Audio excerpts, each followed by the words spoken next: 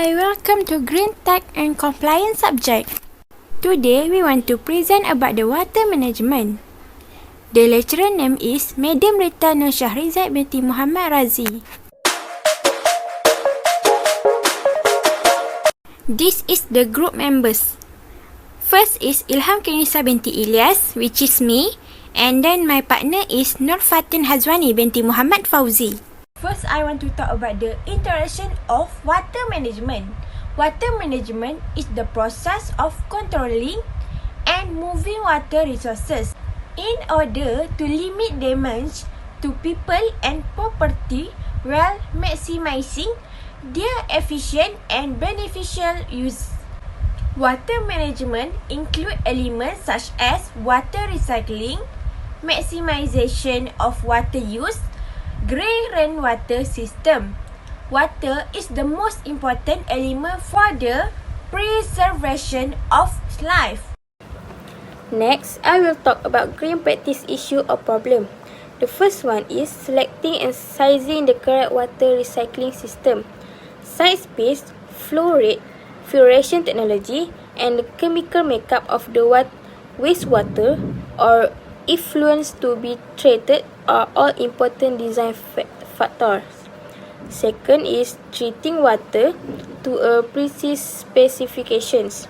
In order to be usable, wastewater or effluents may need to be treated to a specific quality.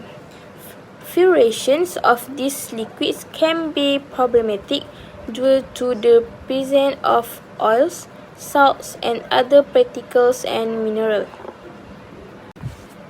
The third problem is membranes are susceptible to fouling during the filtration process. This reduces their efficiency. The membranes can be replaced if necessary. If they can be cleaned, the operator will have to pay more for upkeep. The next problem is water recycling is energy intensive. This is because it takes a lot of energy to treat lots of water.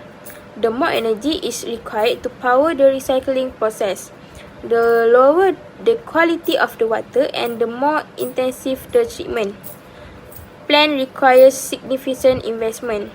Water recycling systems are intrinsically expensive due to their high-tech nature and high cost of design and manufacture. It is simply cheaper for some enterprises to use new water and ship out the old. Next is proposed green practice activities. The first one is using a shower bucket. After a long and exhausting day, we all look forward to a warm and relaxing shower. When we turn on the shower, so a lot of water is consumed unnecessarily.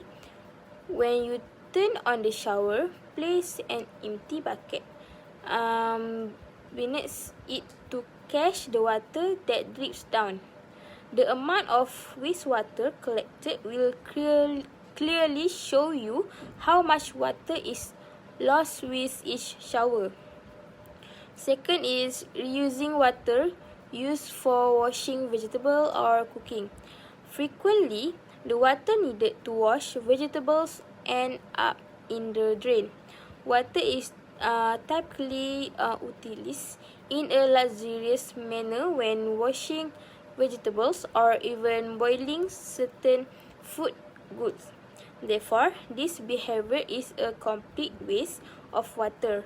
When you use piped water to wash your vegetable or boil your pasta, the water can be safely reused in toilet flush, or room mopping or plant watering. Next is creating a rain garden. A rain garden is a built area that gathers rainwater from roof, pipes and driveways, among other sources. During the monsoon, a considerable amount of rainwater is wasted since most houses lack a rainwater collection system and it is lost in sewers. Washing automobiles, kitchenware, and other activities that require water other than consumptions are common applications of wastewater from rain garden. Next is collecting overflowing water from plants. Your love of gardening could be the source of your home's excessive water usage. You have probably noticed how some water drain from the bottom of pots through drainage holes. You can catch the leftover water and reuse it to water your plants instead of letting it go to waste. This is especially important when watering larger plants because the wastewater collected from drainage holes can be used to irrigate the smaller ones. Next, I want to talk about the green project concept and planning. First is Malaysia pioneering blue water recycling project. The recently launched Blue Water initiative is projected to be a pioneer in the recycling of spent water in the country. Blue water is a term used to describe the process of development a water recycling plant for industrial use. Second project is sewage waste recycling project. The process of recycling wastewater is becoming increasingly important not only to reduce pollution, discharge to water resource, but also to reduce the impact of unscheduled water supply disruption and water tariff increases. Next is Green Project Challenge. First challenge is water supply management, which is WSM, is overemphasized to ensure a more sustainable use of Malaysia water resources. A more comprehensive approach to controlling water supply and demand is required, involving elements such as water conservation and recycling. Next challenge is water pollution. Water pollution has a substantial impact on the long-term viability of water resources because the rising cost of treating polluted water make it uneconomical in the long run. In conclusion, society must always keep water from wastage because water is the main source of life. Every problem or issue that occurs regarding water must have an effective solution to keep water from wastage, pollution, and others.